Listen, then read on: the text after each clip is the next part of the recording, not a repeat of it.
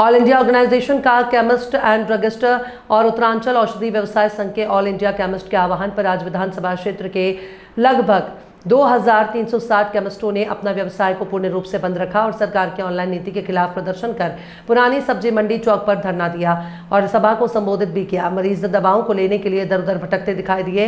इस दौरान SC/ST आयोग के अध्यक्ष ने भी केमिस्ट संगठन की मांगों को अपना समर्थन किया और कहा कि इस मामले को मुख्यमंत्री के समक्ष रखा जाएगा।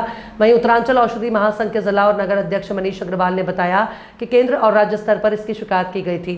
इसके बाद भी इस व्यवसाय और जन स्वास्थ्य को प्रभावित करने वाले मुद्दों का अब तक कोई समाधान नहीं हुआ है। मजबूरन औषधि व्यवसाय करने वाले केमिस्टों को अपनी दुकान बंद करनी पड़ रही है और धरना प्रदर्शन करने को मजबूर होना पड़ रहा है। हमारे जो राष्ट्रीय अध्यक्ष हैं शिंदे जी, उन्होंने जो मेनली हड़ताल करी है वो ऑनलाइन मुद्दे पे। मैं आपको बता दूं, ऑनलाइन दवाइयों का इतना फायदा नहीं है जितना इसका दुरुपयोग।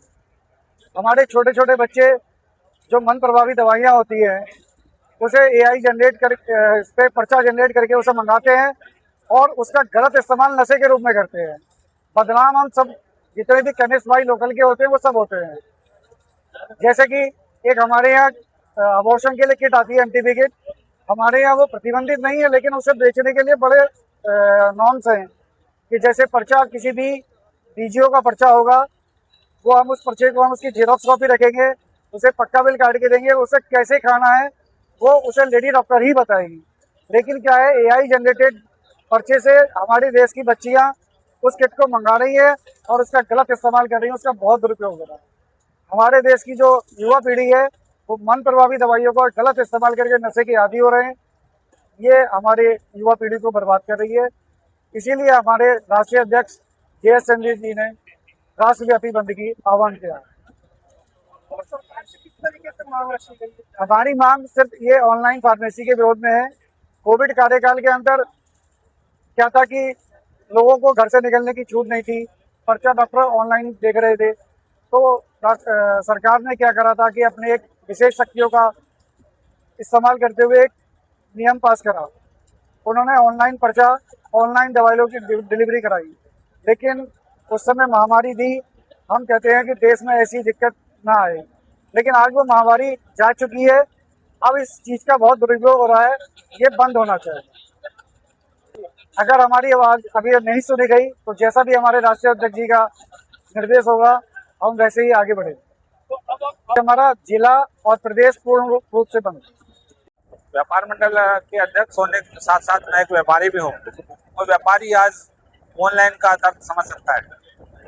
ऑनलाइन से जितने व्यापारी त्रस्त है, बहुत ज़्यादा त्रस्त है। उसका जो दुकानदार है, जो अपनी दुकान लिए बैठा है, GST दे रहा है, सेल टैक्स दे रहा है, बाकी लाइट का बिल देता है, स्टाफ का बिल देता है, अपना स्टॉक लगाता है, तो जो उसका सामान खराब होता है उसको भी बर्दाश्त करता है, उधार बेचता है, नकद खरीदता है, सारी चीज़ें लेकर के आज दुकानदार बैठा है। लेकिन ऑनलाइन इससे दूर है।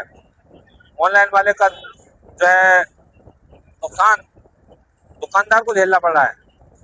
आज मैं इनके दर्द में शामिल हूँ, इनकी बात को समझ रहा हूँ कि ऑनलाइन अब बहुत छोटा व्यापार हो जाएगा, छोटे से कम दुकानदार रह जाएंगे, कम मॉल्स हो जाएंगे। ये जो आज बाजार में आपको तरह तरह की दुकानें, छोटे छोटे दुकानदार दिख रहे हैं, ये सब खत्म हो जाएंगे अगर ऑनलाइन सब बिकेगा तो। हम नहीं चाहते कि ये विविधता खत्म हो जाए। आपके घर के करीब में आपको सामान मिल रहा है, बढ़िया सामान मिल रहा है, विश्वास से सामान मिल रहा है, वो चीज़ें हैं। ऑनलाइन में आपको ये नहीं पता कि क्या चीज़ दी जा रही है, क्या दवाई दी जा रही है, उस दवाई को किस तरह खानी है, कितने समय खानी है, कितनी डोज लेनी है, आपको नहीं पता। आप डॉक्टर से जाएंगे, अगर आप मेडिकल से दवाई लेते हैं तो आपको उसमें पूरा प्रिस्क्रिप्शन मिलता है कि आपको पता लगा कि मुझे कितने बजे खानी है। तो ये ऑनलाइन का नुकसान है। व्यापार मंडल मैं भी तो व्यापारी हूँ, व्यापार मंडल तो व्यापारियों का है। अगर तो सारे मेरे व्यापारी यहाँ बैठे हैं वो सहमत है तो मैं भी उनके साथ सहमत हूँ। क्या है वो पूरा मामला? देखिए, जितने भी मेडिकल केमिस्ट एसोसिएशन है सब हमारे भाई हैं और इनके व्यापार से हम भी जुड़े हुए हैं और कहीं ना कहीं सब एक दूसरे के दुख सुख में काम आते हैं। और इनकी बात को पहुंचाने के लिए, इनकी समस्या के में इनके साथ खड़ा होने के लिए, इनकी बात सुनने के लिए और जो इनकी समस्या है वो सरकार तक पहुंचाने के लिए मैं यहाँ पर आया। जैसे ही मुझे पता चला कि हमारे सब लोग यहाँ इतनी धूप में धरने पर बैठे हुए हैं तो मैं उनकी बात सुनने के लिए यहाँ पर आया और जो उनकी समस्या है उसको सरकार के सामने रखेंगे और इसका जो भी समाधान या निस्तारण होगा आदरणीय मुख्यमंत्री जी से हम उसके लिए निवेदन करें।